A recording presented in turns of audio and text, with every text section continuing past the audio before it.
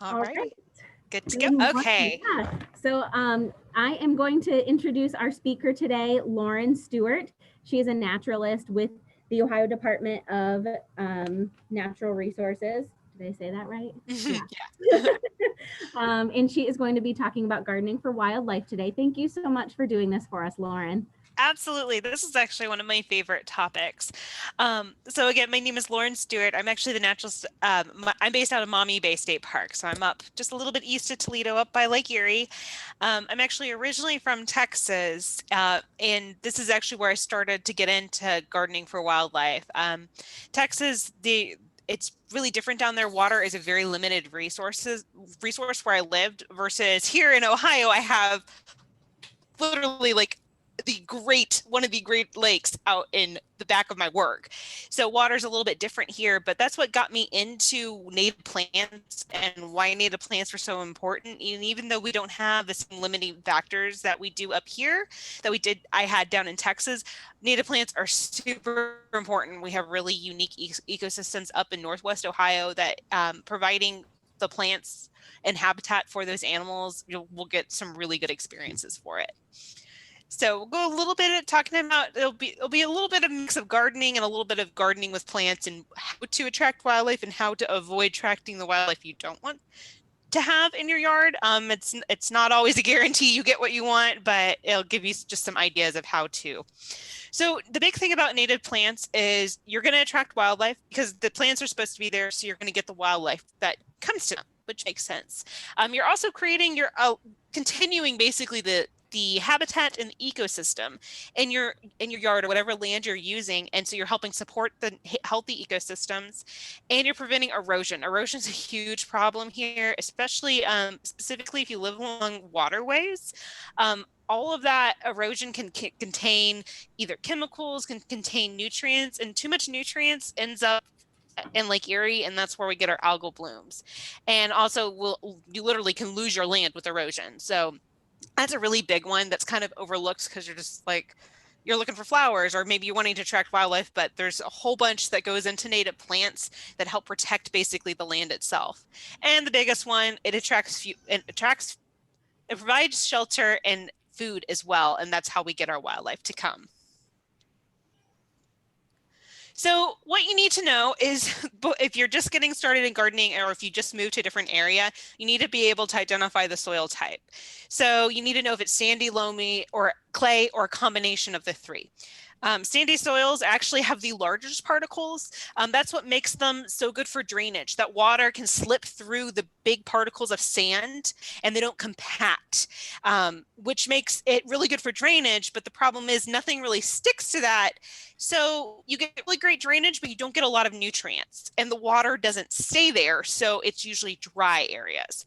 Loamy soils is the mix you want. It has decayed plant matter in it, so you get your nice nutrients, and it has the sand to help for drainage and the clay, a little bit of clay to keep, the water staying in there. It drains a lot slower than sand, but then we get to clay. Clay holds the most moisture because the particles are the smallest. They stick together and they can compact, which you can get some areas where if you try to dig in clay, it's like digging in concrete. So you just kind of need to know where you are. Clay holds the most nutrients, which is why Northwest Ohio is the best for agriculture because there's a ton of nutrients there, but then you end up getting, when we see lots of rain, and especially if there's no tile drainage, you're getting a swamp. This Northwest Ohio used to be the Great Black Swamp for a reason because there was clay from the lake bed of glacial Lake Warren. So knowing where you are, I actually just moved to Holland area. So I went from living in Toledo that had loamy clay to straight sand. So I had to completely learn what I could plant in my yard because I could not plant the stuff that would go in where it was in Toledo to the Holland area because sand is a different beast for sure.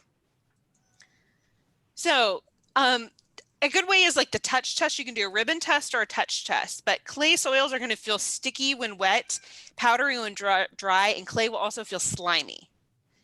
Silty soil will kind of have a slippery, wet feel to them, but they're going to be rougher than clay when dry. And then sandy soil, we know what sand feels like. It feels rough. It doesn't hold water. It gets really gritty.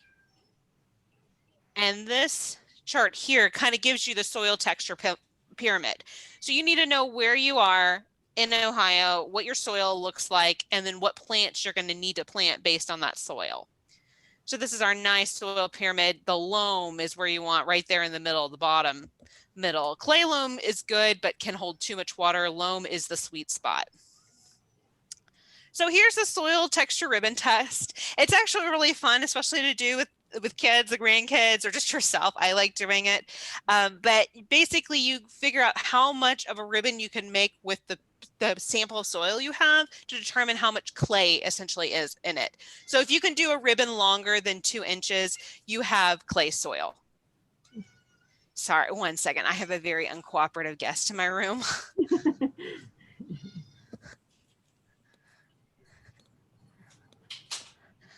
Our internet was not working very well, so I'm at home today and I had a cat that was body slamming the door, and now she's decided she wanted out. So she is out.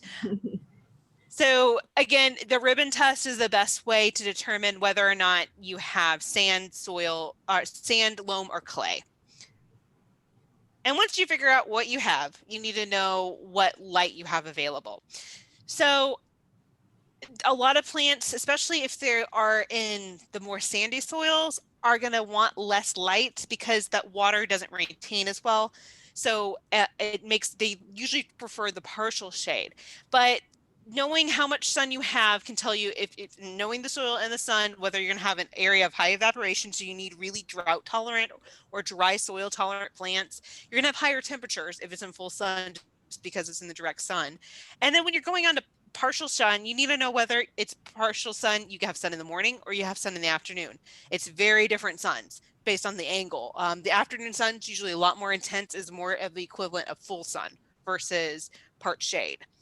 And then full shade, is there a lot of water? Is it a really dry area? Is it going to be prone to cooler temperatures? So that's all things to consider.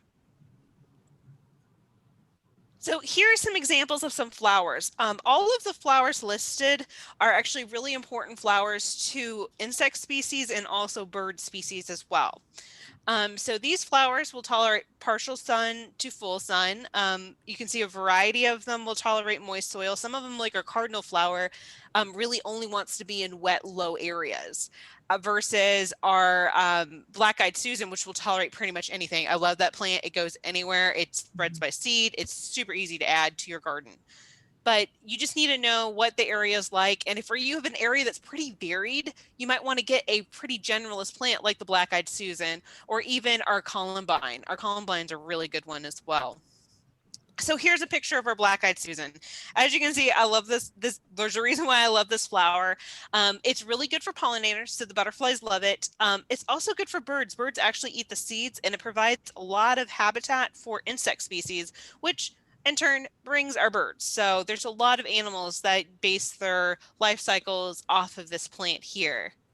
And then the cardinal flower, if you have a lot of shade and you have a wet area, the cardinal flower is the flower to plant, because not only you're going to get bees and butterflies, you will get hummingbirds. They love this flower. It's nice and spiky, and it's one of the few flowers that bloom red that you can get in shaded areas. Most shade plants tend to bloom purple or blue. So this gives you a nice bright pop of color in your shaded area. And then our rough blazing star, which has these really pretty purple flowers. Again, bees and butterflies love these, and the rough blazing star will grow in a variety of areas. And they're also, as you can see, they're really good pollinator plants. We have a sulfur butterfly and a monarch butterfly feeding off of the blazing stars. There's a variety of blazing stars depending on where you live. You can get some more targeted plants to that specific area, but the blazing star is actually available quite commercially. It might be showy blazing star is what it's under. It's a cultivar, but as close as you can get to native is best, because you'll get the native wildlife to come to your yard, which is a big bonus. So here's an example of kind of what this is actually this is actually in the oak openings area. So here's blazing stars and coreopsis, and timing the plants as well is really nice, because you can get some that are blooming full in early spring, full in summer, and you really want to make sure you kind of spread it across, because if you're just providing habitat or at least food for our pollinators in early spring, they still have the rest of summer and actually throughout most of fall that they still have to feed and get ready to deal with winter. Either they're going to hibernate or they're going to brumate underground. So, but you can get some sure. Do they become invasive? No. So the native plants are supposed to be here. All of the ones I'm showing don't take over areas. So some native plants, they're not going to be invasive, but they can be problematic in terms of like if you're wanting them to stay contained. The ones I'm showing you here, with the exception of depending on how much black-eyed Susan you plant, the black-eyed Susan can kind of wander based on their seeds, but they're not going to take over in the sense that they're going to be hard to eradicate from a certain area. Some like milkweed's a really great plant, but sometimes you want to plant it in the pot so it won't send out the rhizomes and the tubers, and it's because it can spread and it can be really hard to remove. Super important for our monarch butterflies, but if you're in an area that's maybe high traffic or you're gonna have a lot of kids or dogs, like milkweed's toxic and you don't want the kids chewing on them or dogs chewing on them either. So, but all the ones I'm showing you here are going to be ones that are easy to contain, and they're going to be easy to weed out if and such they spread where they're not supposed to be. Tall coreopsis is a really nice one as well. It gives you that height, and it has actually, the leaves are really willow-like. They have a nice kind of soft touch to them. They make a really good backdrop in your garden. Western sunflower, especially if you're in somewhere that has really dry and really dry soils and in full sun, this is an awesome one to have because it does really well with not having a lot of water. It blooms pretty much, it's a late summer, early fall bloomer. So you're getting those pollinators towards the end of their big breeding cycle to have some food. And they kind of they're almost, they look like they're on spikes. They're kind of really spindly flowers that they're flower stalks that they're on. So they just add this nice little wispiness to your garden area. And this is another big favorite. This is super easy to grow from seed. Hummingbirds love this. It tolerates full shade all the way through full sun. So this is a very versatile plant to have, and it has a very unique, more of upside down looking flower. They're just really great and super easy to grow from seed. We grow them from seed all the time at the Nature Center.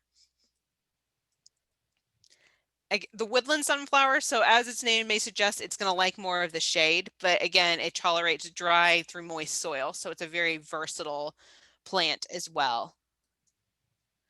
And grasses. So grasses are often overlooked. Many of our pollinator species, especially our butterflies and moths, actually have their life cycles. Their grasses are a host plant for them. So you're getting insects that use the grass, they'll lay their eggs on the grass, the larvae, the caterpillars will eat the grass. They also provide really important resting habitat for the adult butterflies, as well as a lot of ground nesting birds will nest at the base of big grass clumps because they're really good camouflage and good shelter for them as well. So grasses are super important to add in your native plant beds because of their versatility for not only being a host plant, but for providing habitat as well. And big bluestem is one of the really good ones to add for the state in Ohio. We also call it turkey foot based on the seed head here you can see on the right hand side because it has those 3 prongs like a turkey foot. Mm-hmm.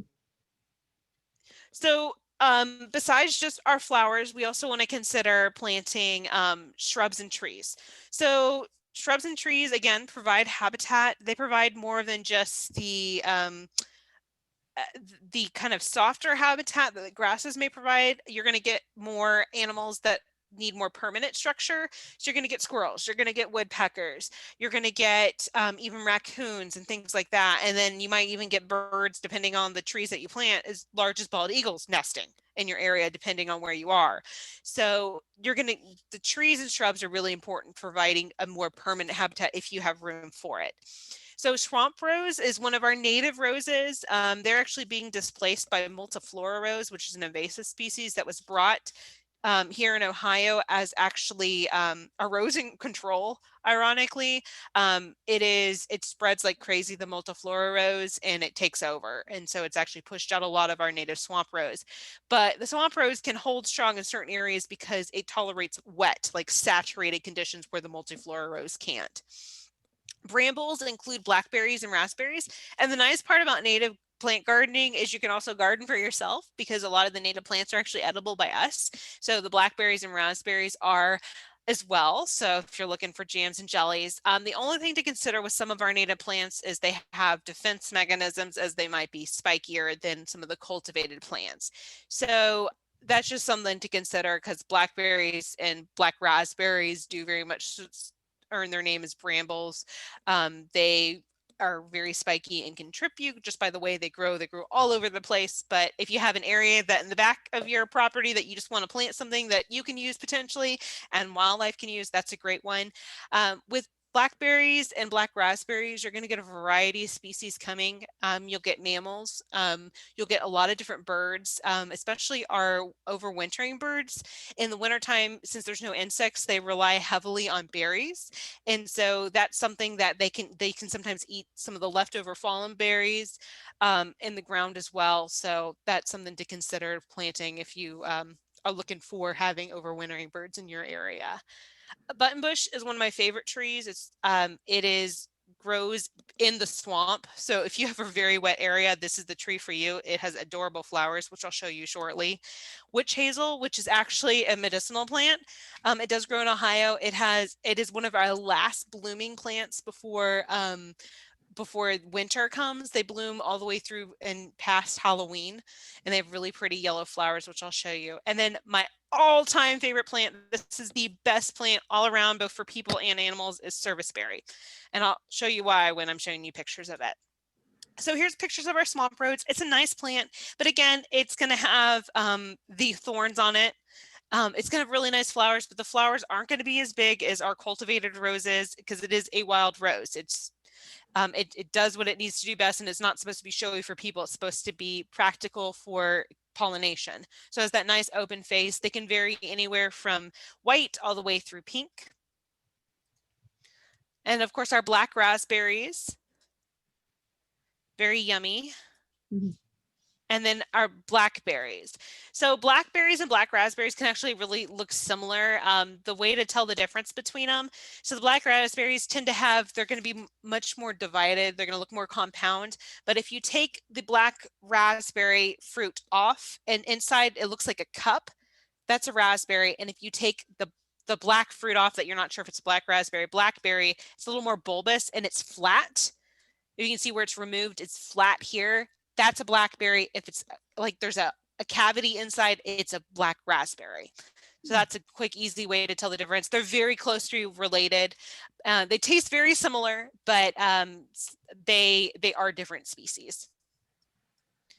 So here's our buttonbush. I love our button bushes. They are all over, especially in the marshes along Lake Erie and the Great Lakes area.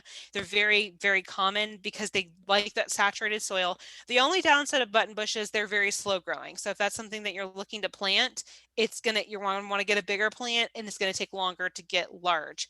But they have adorable flowers. They look like white pom-poms, and they're one of the first blooming flowers in spring.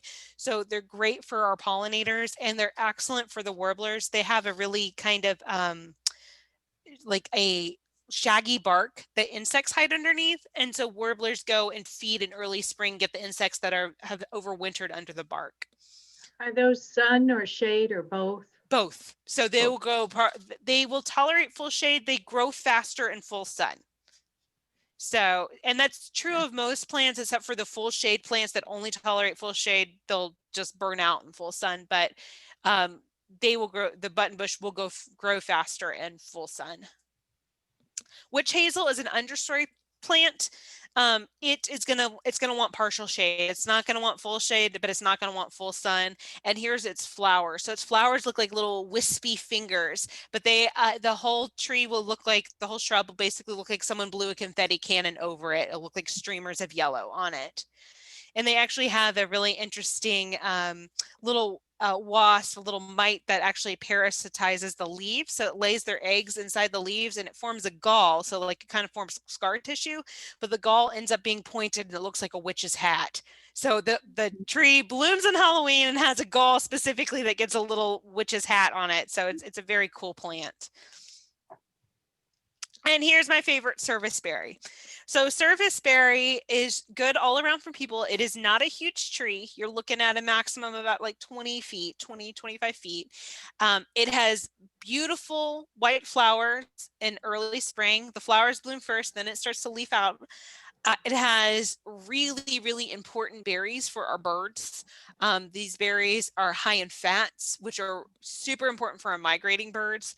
And then you also get really good red and orange foliage. So you're getting basically everything for all of the seasons. So that's why it's one of my favorite trees.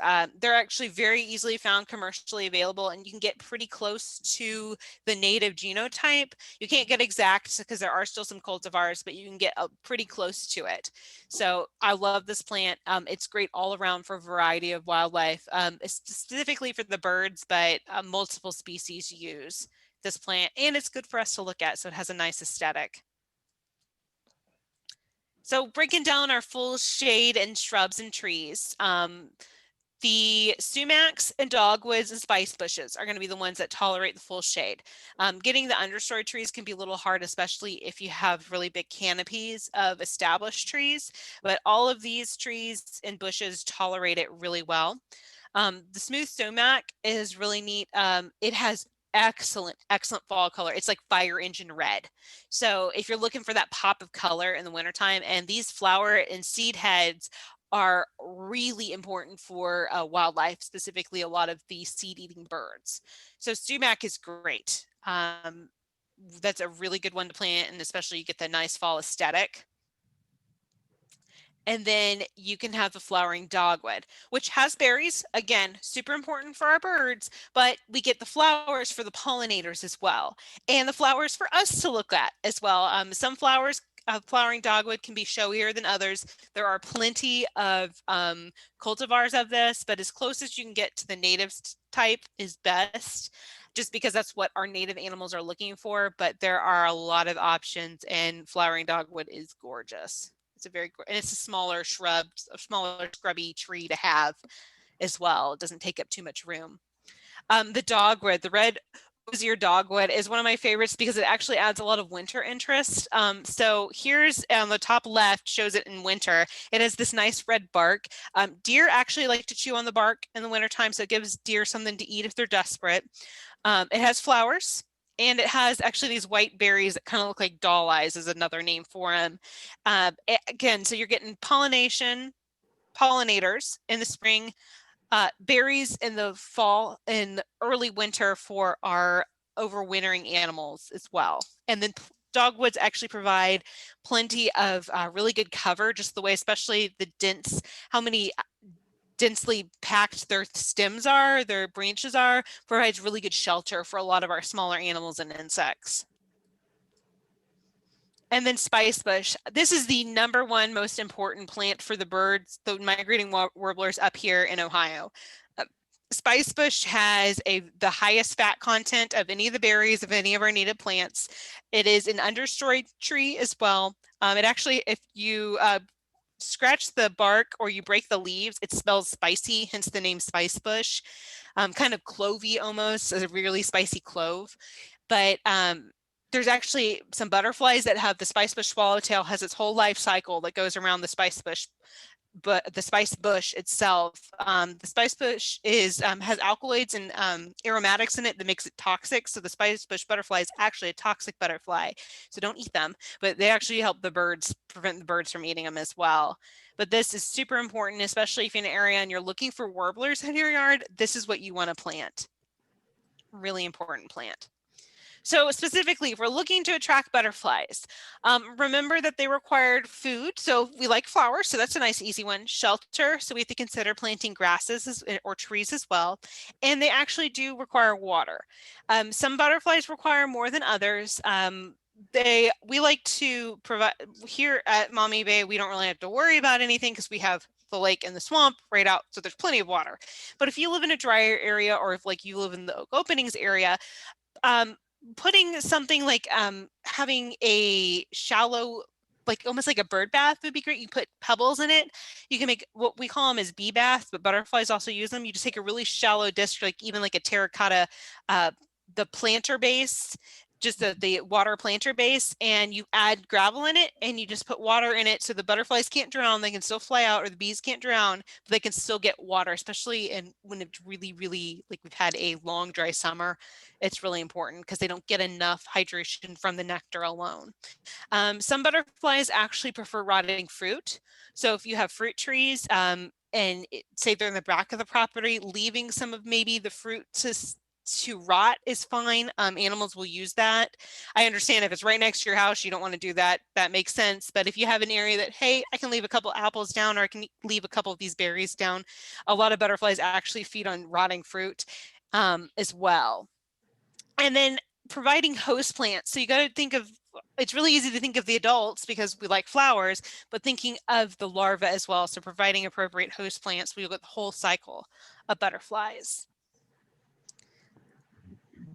So here's some examples of host plants. So of course we know our most well-known species, the monarch, does milkweed, but the hackberry tree actually hosts a lot of different butterflies.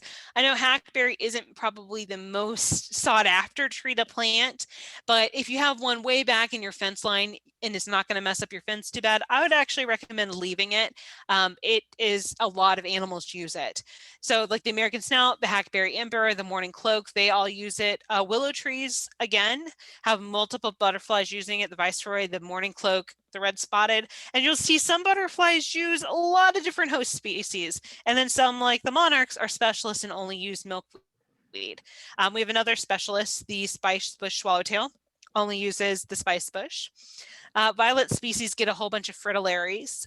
So the woodland violets, the little purple flowers you have that grow, usually they'll bloom early in spring, all the way through late spring. If you leave some of those, the butterflies will use them as host plants. And then one of the easiest butterflies to attract is the painted lady. There's 110 different species of host plants the painted lady can use. So pretty much you probably already have those in your yard. So here's our monarch butterfly. Again, only milkweed. However, there are multiple species of milkweed, some that are more contained than others. The butterfly weed milkweed is actually going to be the easiest one to keep where you want it in your yard versus common milkweed, which will just spread literally everywhere. So that's just something, if you're looking to maybe have just this one little area be your butterfly area, and want monarchs, I would go with the butterfly milkweed versus the common milkweed, and the butterfly milkweed is going to be commercially and easily available. But milkweed flowers are not just for monarch butterflies. Variety of butterflies and pollinators will use them, so it's just a good plant to add. And you can find, again, milkweed available for different soil types. So here's a great spangled fritillary. Here's some, this is birdfoot violets on the bottom. And violets are in the pansy family. So you could get the commercially available violets that aren't native, but leaving our native ones are best. But you'll get the fritillaries, which are very large butterflies, and they're fairly showy. They're going to be oranges and browns. And the great spangled fritillary can get fairly large, almost as large as a monarch, but not quite. And then the adults are going to be generalist feeders. They're just going to feed on nectar. They're not going to be looking for a certain butterfly species. The common buckeye, they are actually named for the eye spots on the back of their hind wings and early forewings. They're going to feed on plants in the snapdragon and acanthus family. So snapdragons, toadflaxes are all plants that you could plant as well. And here's an example of blue toadflax. That's a native species at the top. They're not going to be super large butterflies, but they love flowering dogwood. They feed almost exclusively on flowering dogwood when it is available. So if you're looking for a really unique butterfly to attract, dogwood's a good one to plant, as well as toadflax.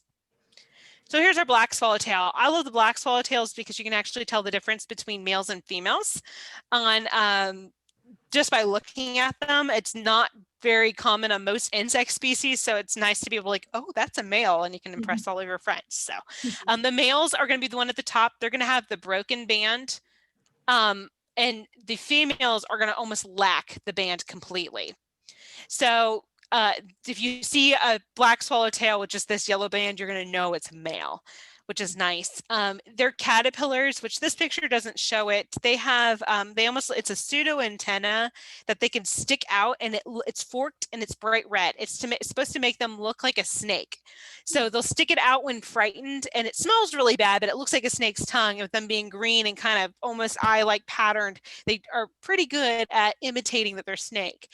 But the swallowtails are going to be really fast flying butterflies. They're very large butterflies, and they like open areas. So you're not going to find them in deep woodlands, but their larva feeds anything in the parsley family or the carrot family. So that means you're going to get Queen Anne's lace, which is our native or naturalized alternative, and then dill and fennel. I always, when I go to Lowe's looking for my spring vegetable garden plants, I always try to get the dill that already has the caterpillars on it because I want them personally. They're not going to completely obliterate your plant, but do know that they might compete with you a little bit for your herbs. So that's just something to consider, but they're really easy to attract by planting dill or parsley or fennel. And so the black swallowtail, their caterpillar does a pretty good job of pretending it's a snake, but this next one is my favorite. They're hilarious. And then you get the Spicebush Swallowtail, which the caterpillar, it does an excellent job. They really do look like snakes. And again, they also have that pseudo antenna that sticks out and makes it look like a tongue, and they rear up and they're very dramatic. But they feed exclusively on spicebush. So their whole life cycle is going to, for at least for the larva, is going to be revolving around spicebush. Again, they're going to be smaller than the black swallowtail, but they can get a little kind of confusing. So the female black swallowtail and the spicebush swallowtail look very similar. The biggest thing I can tell you, the spicebush has an overall more black look, and then the bottom hind wings are very metallic blue. So this picture doesn't really show it, but it's the bright cerulean blue in the sunlight, which the black swallowtail is going to lack. They're just not going to have that. They don't look as saturated, essentially, as the Spicebush swallowtail. So the Spicebush swallowtail, the adults are going to feed on a variety of things, but jewelweed, milkweed, dogbane, honeysuckle, and thistle are all good ones to have available. They do like that. But the larva is going to feed on the spicebush and the cousin of the spicebush, the sassafras tree, which if you guys live in an area that you can plant sassafras trees, do it. They are the coolest trees ever. They originally were used to make root beer, the flavoring for root beer. And when you crush the leaves, they smell like lemons almost. They're a super cool tree. And they have 3 different types of leaves. They have a normal leaf, a mitten style leaf, and then it almost looks like a dinosaur foot. So they're a fun tree to have. So this one is often confused with the monarch butterfly, the viceroy, and for good reason. So originally they were thought that this butterfly was a mimic. It wasn't actually poisonous like the monarch butterfly was. It was just, saying, hey, I'm poisonous, I swear. It's actually, they have done studies and they believe it's also poisonous as well. So it's commensalism mimicry versus being basically under false pretenses. So the easiest way to distinguish is they're going to be smaller than the monarch, but they have this band. The monarch doesn't have this black band that goes around in a half moon versus the viceroy that does. But rather than feeding on milkweed as a larva, they feed on willow, the willow family, as well as cottonwoods. And specifically, their caterpillars are feeding on willow. Willow does have alkaloids in it that they can contain in their body as caterpillars, making them poisonous as caterpillars and both adults. But the viceroy, their interesting strategy to survive when they are in their larval caterpillar form is their larva actually looks like bird poop. So nobody's going to eat you if you look like poop, is at least their reasoning. So they don't really worry about predation as caterpillars. Again, the painted lady feeds over 100 different species of plants as a larva, so it's pretty easy to track these guys. Thistle and sunflowers are the 2 big ones that are easiest to get them, but they're going to like to be in open prairies. So you're going to see some animals that prefer open prairies, some that prefer woodlands, but the adults will feed on pretty much anything, just like the larva will. So they're a super easy one to attract. So a big thing to remember all in all when you're doing gardening and you're looking for attracting animals is it doesn't necessarily need a flower. Water is a really big one that people don't think of providing, especially in the wintertime. It's sometimes really hard. There's plenty of water available, but they can't really get to it because it's frozen. Providing a bird bath with a heater in it is a good thing. Birds actually won't bathe if it's too cold. There's a big myth, don't do that because the birds will freeze to death because they just can't resist it. They really can resist it. So they'll just use it to drink. They won't necessarily do a full-blown bath in it. So you won't, providing a bird bath with a heater in it isn't going to do anything of detriment to the birds. You're not going to freeze birds, I promise you. And water features are going to greatly encourage the highest diversity of wildlife. So if you're just like, I have some animals in my yard, but I'd like to have more, providing water is the best way to do it. Especially if you can do something that maybe is big as a small pond. Not talking like a huge pond or anything, like just a small, maybe 3-foot diameter pond. You can actually get even things where you can get a whole amphibian life cycle going there. The toads will breed in practically puddles. So you can actually get some pretty high diversity just by adding water features. Dead trees and bushes have huge value, not only to things like woodpeckers and insects, but they provide shelter for birds, especially from predation. We do brush piles next to our bird feeders, so our smaller birds can go hide in them when the hawks come. So they all have use. But just remember, providing habitat brings everybody, doesn't bring just who you want. Plants are going to grow wherever they want to grow. Sometimes you'll have these plants, especially native plants. There's many basically ecosystems within the soil. So you'll have these 2 trees that are planted, or we'll say 2 flowers that are planted maybe 2 feet apart. This one, same exact conditions, gets the same amount of water, same amount of sun. This one is growing like crazy, blooming, and this one is looking spindly. There just can be a micro ecosystem difference in the soil that you have that can completely change the outcome. So don't get discouraged when you think you have everything right, because there just might be some unseen factor that you can't really accommodate until you notice that the plant's not growing. And then being patient, it's one of the really hard one for me. I'm like, I have all this stuff. Why aren't the animals here? It takes sometimes time for them to find it or to be comfortable enough maybe to be in your yard or to feed in your yard. Even at the nature center, I'll put bird seed out and I'm like, you guys, I saw all of them here yesterday and now we haven't had birds in a week and a half, but we have the hawks in the area, which we just didn't notice until I went outside and heard them screaming. So it's just something to be considered, that it takes patience. And even when everything seems to be ideal, it sometimes may take longer than you expect. These are all really good native plant resources to check out. Ottawa Wildlife Refuge also does a native plant sale, which is a really big one. But trying to get as close to natives is going to give you the best bang for your buck, for sure. But when you are doing, sorry, let me go back to that other slide. So talking about non-desired species. If you are in an area that say that you might have a lot of mice, you're not going to want to put brush piles by the sides of your house or where they could get into your house easily. Or if you do have brush piles and you have an area with a lot of mice, you're going to have to expect things like snakes.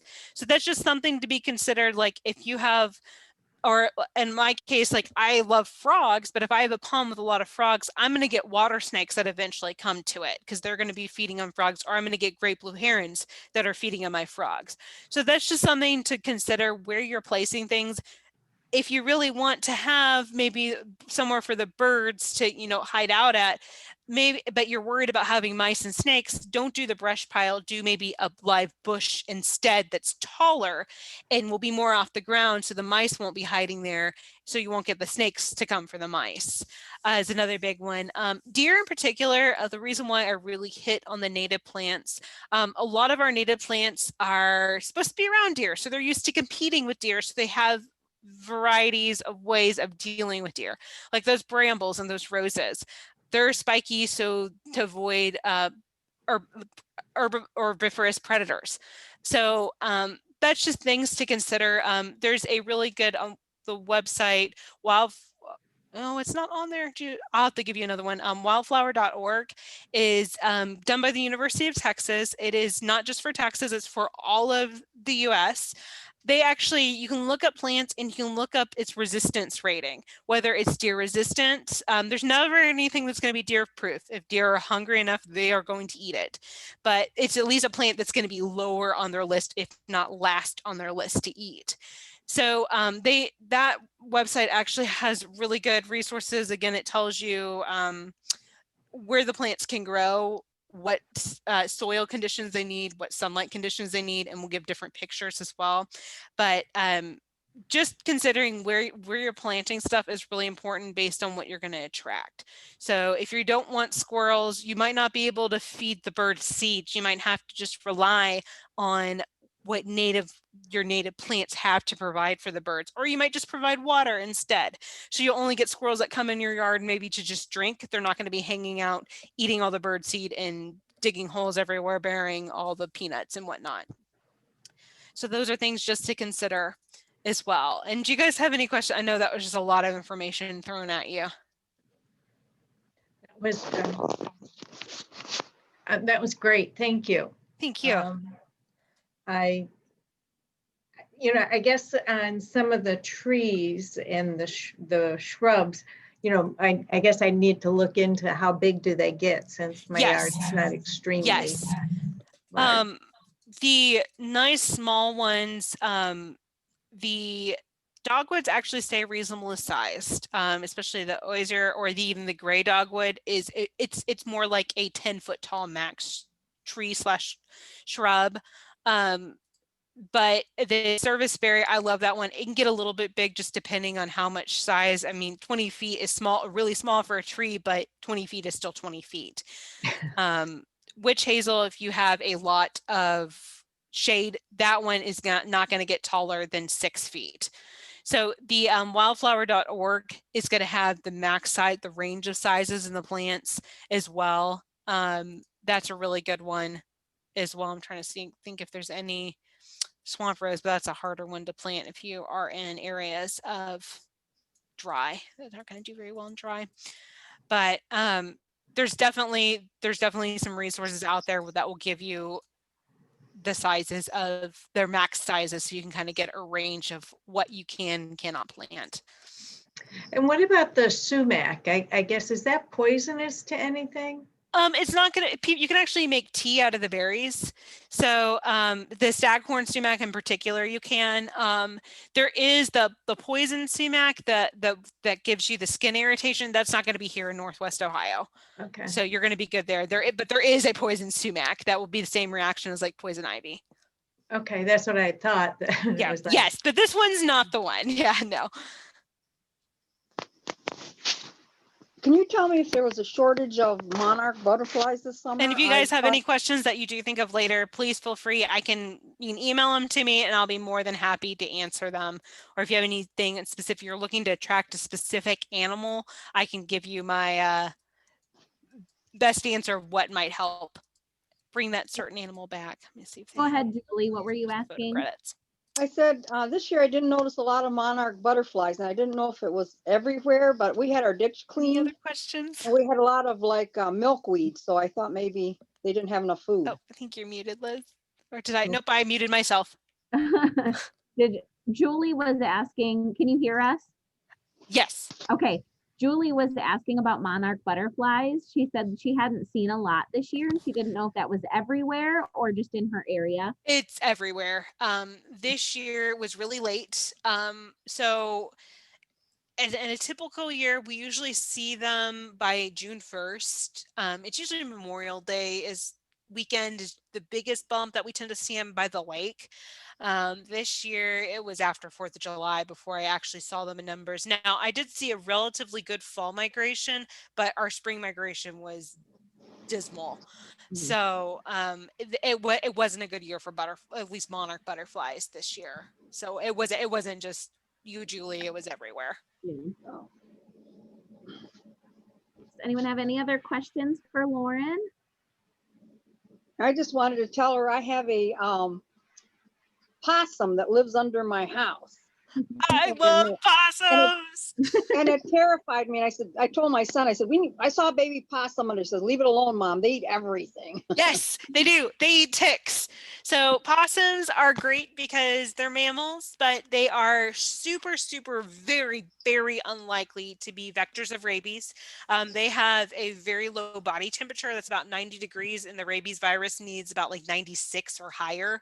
So you're extremely unlikely to get rabies from them. And they eat ticks, and they only live about 2 years in the wild. So you're not going to have something to deal with for years and years to come. But and they're marsupials, even though they look like a giant rat that's had a really hard night. They are unlikely to be any issues with you, your dog, your pets, anything like that, because I mean their defense mechanism is to pretend that they're dead. So they aren't aggressive, to say the least, but they do have the most teeth of any of the mammals. So that is something to consider, but you're unlikely to get bit by them, but no cuddling possums, but they probably won't give you rabies, and they like to eat ticks. So they check off my Yeah, boxes. they're not very friendly. They see you, they run. Oh yeah, So yeah. We had a possum, a mama possum at Mommy Bay for about a year and a half, and she got used to us because she would eat all of our bird seed, and she also, I think, she got used to us in the sense that she was just too big to move away quickly, and just was like, if you eat me, you eat me, kind of thing. But they do have pretty, if they are cornered before they freeze up and dead, they have a pretty impressive hiss to them that they can sound like they're pretty intimidating, but they're big softies, even though they look like a little rough around the edges, to say the least. But we have no vermin around the house at all. We have no mice or anything like that. My mice, they eat anything, live or dead. Oh yeah. Yes, they'll eat snakes. They're pretty cool creatures. Even though they look a little questionable, but they're very cool animals. Well, we live along a ditch bank, so we get a lot of critters up out of the ditch bank. Oh, I bet you do. When we moved in here, I went in the utility room, and there was a big ditch rat in there, and it attacked me. My husband beat it to death with a bat, but it would not die. Yeah, the Norway rats, they're an invasive species, and they can be very aggressive. Yeah, so that's why I think maybe I'll just keep that possum. Yeah, I think I'd rather have a possum than a Norway rat, even though the possum's a lot bigger. So what about bats? Are they good to have around? They are very good to have. So you could provide bat boxes. The best thing for bats is to have habitat for them. So providing trees, the red bat, the eastern red bat, actually roosts in trees at night. They are they're going to feed mostly on insects. So especially if you have like any open water, so like having the ditch or having a pond, the bats are going to be awesome because they eat literally their weight in mosquitoes and flying insects. Bat boxes are hit and miss. You can put one up, and for years and years and years and years and years, you won't have bats use it. And then all of a sudden, bam, you'll have bats use it. So it's one of those things, put it up and maybe you'll have a bat, but it's not a guarantee they'll come. Or all of a sudden, like, especially when you're getting ready to take it down, you're like, oh, I guess I have bats now, because they sensed I was about to take it down. There's a lot of misinformation, especially with bats and rabies. So the reason why the incidence of rabies appears to be high on bats is because the ones that are tested, they can no longer fly. So the ones that you're encountering on the ground are most likely going to they're going to be ill in some way, shape, or form because they can't fly. And so a lot of people think, oh, bats have rabies, or rabies is really high in bats. It's actually a lot lower than it does appear. It's just because of the incidence of encountering a sick bat is higher because we're used to bats flying. We find them in the ground, you get them tested, and it's most likely sick with something. But the little brown bat and the big brown bat are going to be our two most common bats here that we do have in the area. You can actually get a little sonar echolocation reader to attach to like your iPad or iPhone, and you can actually figure out what bat you have in the area based on what their calls are. So having bats is great to have. Putting a bat box is not going to hurt anything, and just providing cover for them to potentially go to roost, especially if we get the eastern red bats over here. And then not spraying pesticides is the best thing you can do to help bats, just because you don't want their prey to essentially be toxic.